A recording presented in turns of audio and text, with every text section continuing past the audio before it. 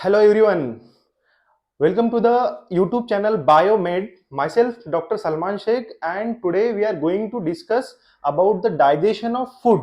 इसके पहले हम लोग क्या लिए थे कि एलिमेंट्री कैनाल की एनाटॉमी हम लोग अच्छे से डिस्कस किए हैं। हम लोग each organ in the abdominal cavity जैसे कि पैनक्रियास, स्टमक, ठीक है, duodenum, small intestine, other jejunum, ileum, ठीक है, लार्ज इंटेस्टाइन, ठीक है, उसके ऊपर इसोफेगस, ओरल कैविटी, हर चीज हम लोग जो भी एलिमेंट्री कैनाल से रिलेटेड है हम लोग अच्छे से डिस्कस कर चुके हैं बच्चों। तो आज हम लोग एक्चुअल में डाइजेशन बॉडी के अंदर अपने एलिमेंट्री कैनाल के अंदर होता कैसे है ये आज हम लोग देखने वाले हैं एकदम डिटेल में। आपके एनसीईआरटी के बुक में इसको एकदम मतलब थोड़ा डिफिकल्ट वे में वो दिया है, लेकिन हम लोग उसको एकदम सिंपल तरीके से फ्लो चार्ट डायग्राम में हम लोग समझेंगे और एक स्टोरी फॉर्म उसकी स्टोरी क्रिएट करके हम लोग उसको समझने की कोशिश करेंगे बच्चों। ठीक है, तो आज हम लोग डाइजेशन ऑफ फूड से स्टार्ट करेंगे हम हमारा लेक्चर। ठीक है, जैसे कि मैंने आपको फर्स्ट लेक्चर में ही बताया कि डाइजेशन ऑफ फूड वो मैकेनिकल एंड केमिकल दोनों मेथड से साइमल्टेनियसली होता है, लेकिन उसकी स्टोरी कहां से स्टार्ट होगी बच्चों? आपको जैसे पता है ओरल कैविटी से, जैसे कोई पर्सन खाता है खाना, ठीक है, तो सबसे पहले कहां पे आएगा फूड पार्टिकल? वो ओरल कैविटी में आएगा। ठीक है, ओरल कैविटी में आने के बाद वहां पे ओरल कैविटी के दो मेजर फंक्शंस होते हैं। एक तो उसको मैस्टिकेट करना, चबाना, तोड़ ताड़ के उसको बारीक करना उसको, ठीक है, जैसे हम बोलते कि खाना चबा के खाना चाहिए, ठीक है, तो वो अपने बॉडी को पचता है। ठीक है, तो हम लोग जो चबाते कहां पे है? हमारे ओरल कैविटी के अंदर। किसके हेल्प के थ्रू? Teeth and tongue. ठीक है बच्चों, बकल कैविटी के अंदर दो मेजर फंक्शन है, मैस्टिकेशन ऑफ फूड एंड दूसरा है खाने के बाद, चबाने के बाद हम लोग क्या करते हैं? उसको निगल लेते हैं। ठीक है, तो उसको बोलेंगे फैसिलिटेशन ऑफ सोलोइंग बच्चों। ठीक है, आगे बढ़ते हैं हम लोग। तो यहां पे जो डाइजेशन है वो तीन जगह पे ज्यादा हम लोग यहां फोकस करेंगे, स्टोरी देखेंगे, तीन जगह की स्टोरी जो डाइजेशन होता कैसे है एक्चुअल में। ठीक है बच्चों, तो सबसे पहले ओरल कैविटी या फिर बकल कैविटी, उसके बाद हम लोग स्टोरी देखेंगे फूड वहां से इसोफेगस के थ्रू कहां जाएगा? स्टमक के अंदर जाएगा। तो स्टमक की स्टोरी देखेंगे, स्टमक में एक्चुअल में होता क्या है, स्टमक का फंक्शन कैसे वर्क करता है, वहां पे कौन कौन से सेल्स वहां पे हेल्प करते हैं, कौन कौन से एंजाइम्स वहां पे एक्ट करेंगे। फिर स्टमक से फूड जाता है इंटेस्टाइन के अंदर, स्मॉल इंटेस्टाइन के अंदर, तो वहां पे डिओडिनम में क्या स्टोरी होती है, ठीक है, जेजुनम इलियम का क्या पार्ट है, फिर लार्ज इंटेस्टाइन का आखिरी का उसमें रोल क्या है, ये हम लोग आज देखेंगे, लेकिन एक स्टोरी बनाकर देखेंगे और फ्लो चार्ट डायग्राम्स के फ्लो चार्ट में हम लोग ये स्टोरी देखने की कोशिश करेंगे। ठीक है बच्चों, तो बक्कल कैविटी, बक्कल कैविटी का दूसरा नाम है ओरल कैविटी। जब कोई पर्सन खाना खाता है तो सबसे पहले फूड पार्टिकल उसके ओरल कैविटी के अंदर क्या होते हैं? वहां पे मैस्टिकेट होना। मैस्टिकेट होना मतलब चबाना, फूड पार्टिकल को चबा के खाना, चबाना, उसको मिक्सअप करना। ठीक है, अगर कोई स्वीट सामने रखा है या कुछ भी खाना रखा है तो हमको जब भूख लगती है तो क्या होता है कि उसको क्या हमारा दिल खाने को मन करता है, तो हमारे ओरल कैविटी के अंदर क्या सीक्रेट होता है? सलाइवा सीक्रेट होता है बच्चों। तो मुंह को पानी आना, मतलब एक्चुअल में होता क्या है? वहां पे सलाइवा सीक्रेट होता है। ठीक है, बक्कल कैविटी या फिर ओरल कैविटी, तो वहां पे मैस्टिकेशन ऑफ फूड। ठीक है, सबसे पहले मैस्टिकेशन ऑफ फूड देखते हैं हम लोग। तो टीथ एंड टंग के थ्रू, ये टीथ, ठीक है बच्चों, टीथ एंड टंग, उसके साथ में सलाइवा, ये सलाइवा। ठीक है, अब सलाइवा जो है यहां पे सलाइवा, सलाइवा के अंदर होता क्या है? म्यूकस। म्यूकस, ये याद रखना है बच्चों, mucus in saliva, mucus in saliva, इसका काम क्या है म्यूकस का? यहां पे म्यूकस इन सलाइवा ल्यूब्रिकेशन करता है फूड पार्टिकल को। क्या करता है? Help in lubrication, lubrication and adhering of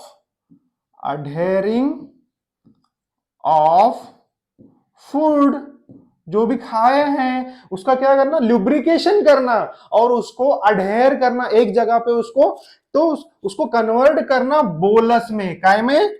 bolus में उसको कन्वर्ट करना, बोलस में। ठीक है बच्चों, तो ये बोलस में कन्वर्ट होता है। फिर वहां पे जो masticate and mix up the food thoroughly, ठीक है, teeth and tongue with saliva, क्या होता है, masticate and mix up food thoroughly. ठीक है, अब हम लोग देखें कि यहाँ पे फूड को चबाया गया, कहां पे, ओरल कैविटी के अंदर, तो वहां पे टीथ एंड टंग के जरिए से, और वहां पे क्या होता है, सलाइवा होता है। और सलाइवा के अंदर एक्चुअल में होता क्या है, ठीक है, एक्चुअल में वहां पे कुछ इलेक्ट्रोलाइट्स होते हैं एंड कुछ एंजाइम्स होते हैं। ठीक है, अब इलेक्ट्रोलाइट्स होते हैं तो कौन कौन से इलेक्ट्रोलाइट्स होते हैं वहां पे, sodium, potassium, chloride and bicarbonate बच्चों। ठीक है, इलेक्ट्रोलाइट कौन कौन से होते हैं वहां पे, sodium, potassium, chloride and bicarbonate. उसके अलावा एंजाइम्स कौन कौन से होते हैं, एक होता है salivary amylase, most important enzymes in the oral cavity, saliva के अंदर, वो है सलाइवरी अमाइलेज। उसके अलावा हम लोग बहुत बार पढ़े होंगे या फिर सुने होंगे इसके बारे में कि वहां पे सलाइवा के अंदर लाइजोजाइम होता है। क्या है, होता है बच्चों, लाइजोजाइम। तो उसका फंक्शन क्या है लाइजोजाइम का, ठीक है, लाइजोजाइम का फंक्शन है कि इंफेक्शन को प्रिवेंट करना। ठीक है, मतलब वो एंटी बैक्टीरियल बोल के वहां पे वर्क करता है, क्या, ये लाइजोजाइम। ठीक है, तो सलाइवरी अमाइलेज का क्या काम है हम लोग आगे डिटेल में देखने वाले हैं। ठीक है बच्चों, तो ये एक फर्स्ट फंक्शन है बकल कैविटी का। ठीक है, जो मेजर फंक्शन है मैस्टिकेशन ऑफ फूड एंड दूसरा है फैसिलिटेशन ऑफ स्वॉलोइंग। तो हम लोग फर्स्ट पार्ट देख चुके हैं, यहां पे बोलस फॉर्म हुआ। ठीक है, तो उसके बाद वो बोलस कहां पे जाएगा, ओरल कैविटी के बाद वो जाएगा फेरिंग्स में। बोलस कन्वेड इनटू फेरिंग्स, ठीक है, बाय swallowing और डेग्लूटिशन। ठीक है बच्चों, कैसे जाता है, swallowing या फिर निगलना, उसको बोलते हैं हम लोग हिंदी में, उसको खाने को निगलना, swallowing और डिग्लूटिशन। ठीक है, अब जब खाएगा तो फेरिंग्स में कहा, फेरिंग से कहां आएगा वो, जैसे कि हम लोग एनाटॉमी में देख चुके हैं, तो इसोफेगस में आएगा, इसोफेगस में, अन्न नलिका जिसको बोलते हैं हम लोग। ठीक है, में आएगा वो, इसोफेगस में आएगा बच्चों, इसोफेगस में। और उसके सामने कौन सी होती है, ट्रकिया, मैं वहां पे डिटेल में नहीं जाऊंगा। ट्रकिया को क्या बोलते हैं, श्वास नलिका, जिससे हम लोग श्वास लेते हैं। ठीक है, ठीक है, उसके बाद हम लोग यहाँ पे फोकस करेंगे कि फेरिंग से फूड मटेरियल, फूड पार्टिकल या बोलस, जिसको हमने बोला है बोलस, ठीक है, वो बोलस कहां पे जाएगा, इसोफेगस के अंदर जाएगा। ठीक है, इसोफेगस के बाद, इसोफेगस कैसा है, एक लॉन्ग मस्क्यूलर ट्यूब है, ये हम लोग पहले पिछले लेक्चर में हम लोग देख चुके हैं, उसकी एनाटॉमी अच्छे से देख चुके हैं। इसोफेगस कैसा है, लॉन्ग मस्कुलर ट्यूब होता है। ठीक है, वहां से फायरिंग से खाना जा रहा है इसोफेगस के अंदर, इसोफेगस से वो स्टमक में जा रहा है, लेकिन जा रहा है तो कैसे जा रहा है वो इंपॉर्टेंट है, जो कि आपका एमसीक्यू है यहाँ पे बच्चों। इसोफेगस से by successive waves of muscular contraction, कैसे आ रहा है, by successive waves of muscular contraction called as peristalsis. ये आपका एमसीक्यू है, आपको एग्जाम में पूछ सकते हैं कि भाई इसोफेगस से वो स्टमक के अंदर जा रहा है, by successive waves of muscular contraction called as, क्या है उसका आंसर, पेरिस्टाल्सिस है। ठीक है बच्चों, तो हम लोग स्टोरी यहां पे देख चुके हैं, बकल कैविटी के अंदर दो चीजें यहां पे मेजर फंक्शन हो रहा है, एक तो हो रहा है mastication of food and second one हो रहा है फैसिलिटेशन ऑफ स्वॉलोइंग। ठीक है बच्चों, हम लोग आगे बढ़ते हैं। अब ये केमिकल प्रोसेस, मैंने आपको बताया chemical process of digestion is initiated in the oral cavity. कहां पे हो रही है स्टार्ट, स्टोरी कहां पे स्टार्ट हो रही है डाइजेशन की, ओरल कैविटी के अंदर। केमिकल प्रोसेस कहां से स्टार्ट हो रहा है, ओरल कैविटी के अंदर, by the hydrolytic action of carbohydrate splitting enzyme salivary amylase. ठीक है बच्चों, chemical process of digestion initiated in the oral cavity by hydrolytic action of carbohydrate splitting enzyme called as salivary amylase। मैंने आपको बताया था salivary amylase के बारे में, मैं आप थोड़ी देर में बताऊंगा आपको। ठीक है, सलाइवरी अमाइलेज का काम क्या है, जो भी हम खाते हैं कार्बोहाइड्रेट्स, ठीक है, कार्बोहाइड्रेट जिसको हम स्टार्च बोलते हैं, स्टार्च के फॉर्म में, स्टार्च, तो स्टार्च को वो डाइसैकेराइड फॉर्म में कन्वर्ट करता है, उसको काय को, स्टार्च को माल्टो डाइसैकेराइड या माल्टोज, माल्टोज में कन्वर्ट करता है, कौन करता है, सलाइवरी अमाइलेज करता है बच्चों। यहां पे 30% of starch in the oral cavity get converted into maltose disaccharide है वो, क्या है माल्टोस डाइसैकेराइड में कन्वर्ट करता है। कौन करता है? Salivary amylase. ठीक है, वहां पे पीएच कितनी होती है? 6.8 होती है बच्चों, ये आपको याद रखना है, जो कि आपका एमसीक्यू बन सकता है यहां पे। ठीक है, हम लोग आगे बढ़ते हैं। अब हमने देख चुके ओरल कैविटी के अंदर की स्टोरी देख चुके हैं, अब हम लोग सेकंड स्टोरी देखने वाले हैं स्टमक के अंदर। ठीक है, कि एक्चुअल स्टमक के अंदर होता क्या है। ठीक है, कोई पर्सन है, ठीक है, वो फूड लिया, खाना लिया, वो खा लिया, चबाया, उसको चबा के वो उसको स्वॉलो किया, स्वॉलो करने के बाद वो इसोफेगस के थ्रू कहां पे आया? स्टमक के अंदर आया। तो क्या बोलेगा वो? अभी मैं पेट भर के खाना खा चुका हूं। लेकिन वो खाना उसके स्टमक के अंदर गया तो कितनी देर तक रुकेगा वहां पे? वहां पे रुकेगा 4 to 5 आवर्स। कितनी देर रुकेगा वहां पे? 4 to 5 आवर्स, जो एमसीक्यू बन सकता है बच्चों यहां पे 4 to 5 आवर्स।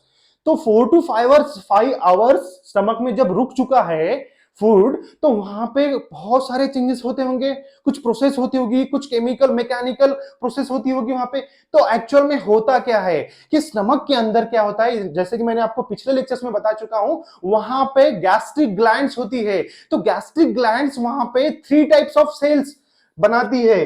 ठीक है, 3 टाइप्स ऑफ सेल्स होते हैं एक्चुअल में। तो 3 टाइप्स ऑफ सेल्स का काम क्या है? वहां कौन कौन सी सेल्स होती है बच्चों गैस्ट्रिक ग्लैंड्स के अंदर? म्यूकस नेक सेल्स, पेप्टिक और चीफ सेल्स, पैराइटल और ऑक्जेंटिक सेल्स। ये आपको याद रखना है, यहां पे आपका एमसीक्यू बन सकता है बच्चों। तो म्यूकस नेक सेल्स, अरे म्यूकस नेक सेल्स का काम क्या है? इसका काम है secrete mucus neck cell, secrete mucus, नाम में ही है उसके म्यूकस नेक सेल। क्या करेगा वो? किसका सिक्रीशन करेगा? म्यूकस, म्यूकस बनाएगा वो। कौन सिक्रेट करेगा? Mucus neck cell secrete mucus. Peptic और चीफ सेल्स, पेप्टिक और चीफ सेल सिक्रेट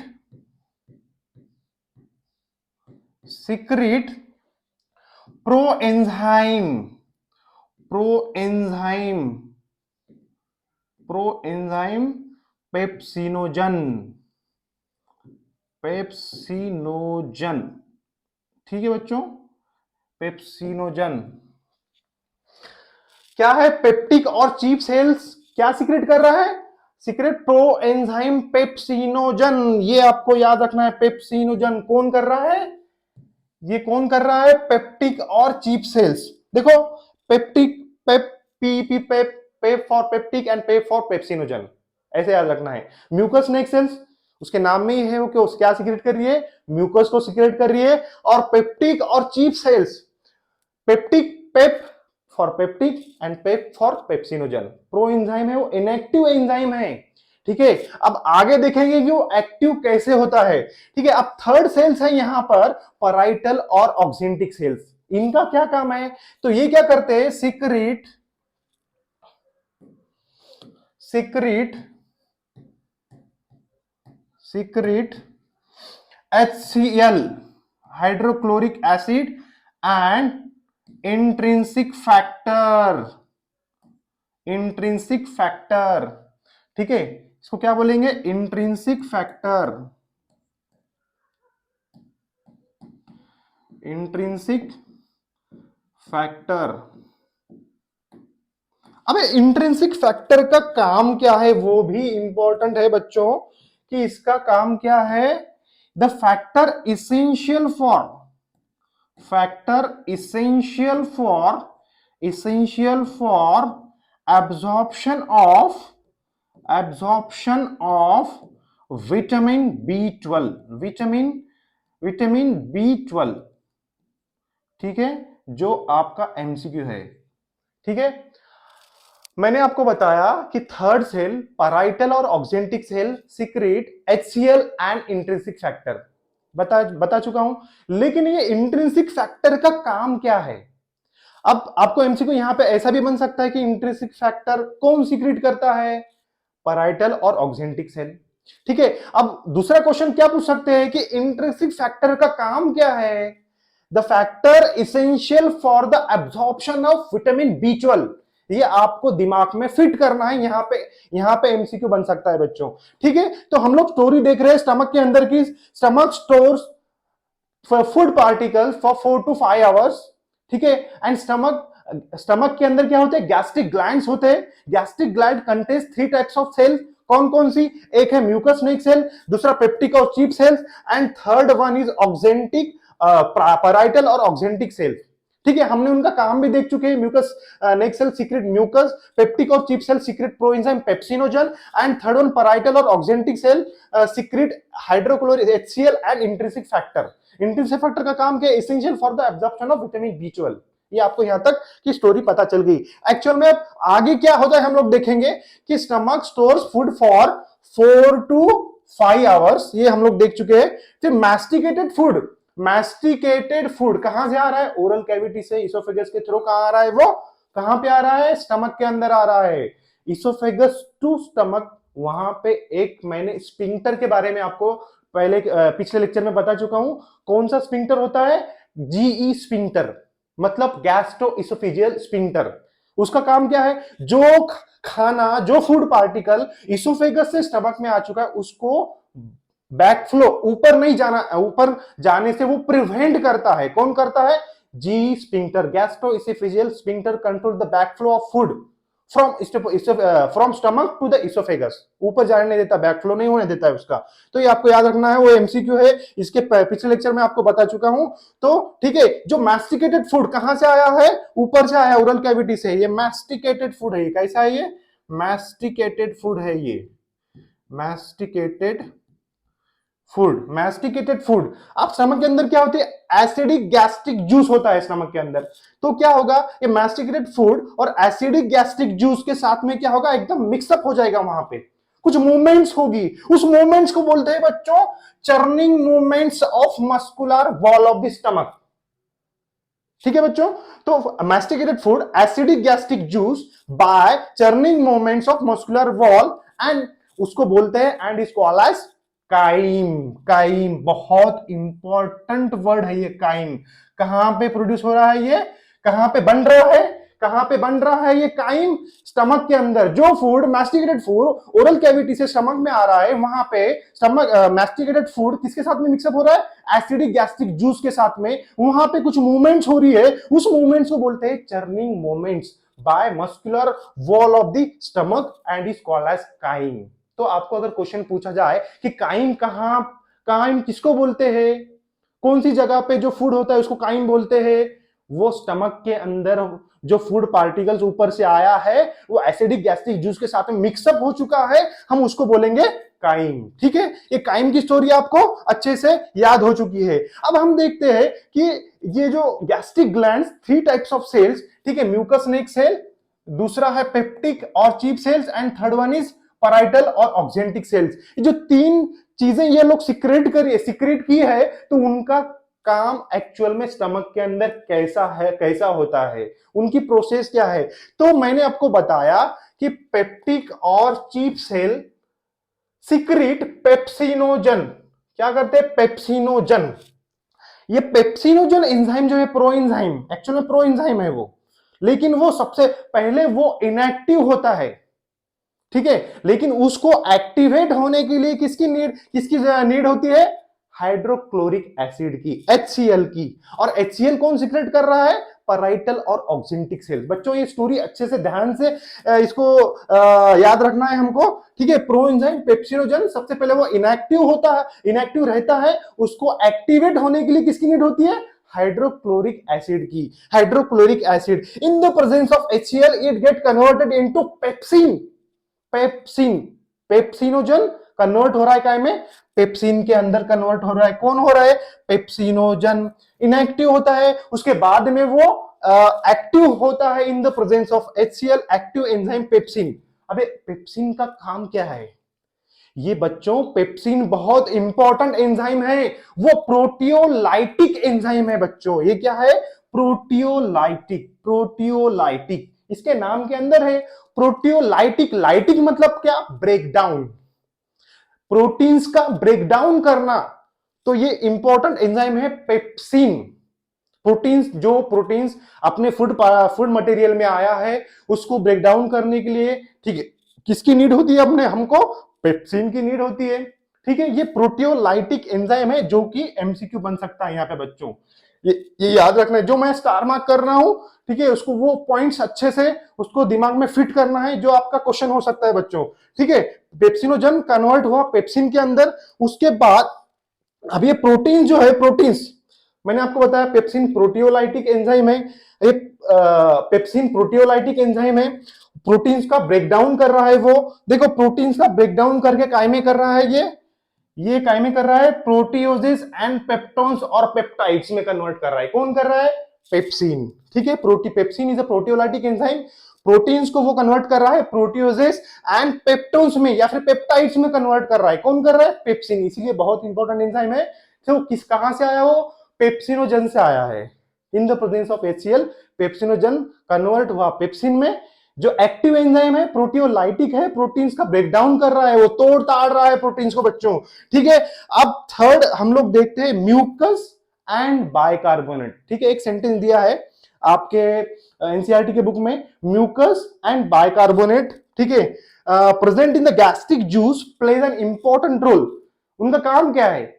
म्यूकस और बाइकार्बोनेट का जब मिक्सचर होता है, ठीक है, एक तो वो लुब्रिकेशन में हेल्प कर रहा है हमको म्यूकस, और दूसरा protection of mucosal epithelium from excoriation by hydrochloric acid. देखो स्टमक के अंदर उसकी एक सेल्स है पैराइटल और ऑक्जेंटिक सेल्स, वो क्या कर रही है? हाइड्रोक्लोरिक एसिड को सिक्रेट कर रही है जो कि एसिडिक है। ठीक है, तो वो वहां पे म्यूकोजल एपिथेलियम के लिए डेंजर है। तो उसको मेंटेन करने के लिए किसकी नीड, कौन हेल्प कर रहा है हमको? Mucus and bicarbonate present in the gastric juice plays an important role in the lubrication and protection of epithelium from the excoriation by strong hydrochloric acid. ठीक है, ये आपको याद रखना है बच्चों। यहां की स्टोरी है, यहां तक की स्टमक की स्टोरी। ठीक है, और कुछ पॉइंट्स है जो HCl प्रोवाइड्स एसिडिक पीएच। सीधी बात है, वो एसिड है तो एसिडिक पीएच ही हमको दिखाएगा। ठीक है, लेकिन वो ऑप्टिमल फॉर पेप्सिन्स। मैंने आपको बताया था पेप्सिनोजन HCl के प्रेजेंट में पेप्सिन में कन्वर्ट हो रहा है, और वो पेप्सिन क्या है? प्रोटियोलाइटिक एंजाइम है। ठीक है, उसके लिए एसिड लग रहा है हमको एक्टिवेट होने के लिए। ठीक है, अब दूसरी बात है रेनिन। ये इंपॉर्टेंट है, यहां पे MCQ आएगा ही आएगा। ठीक है, ये रेनिन होता कहां है? इन्फेंट्स में होता है। ठीक है, इन्फेंट्स में होता है। इन्फेंट्स मतलब क्या?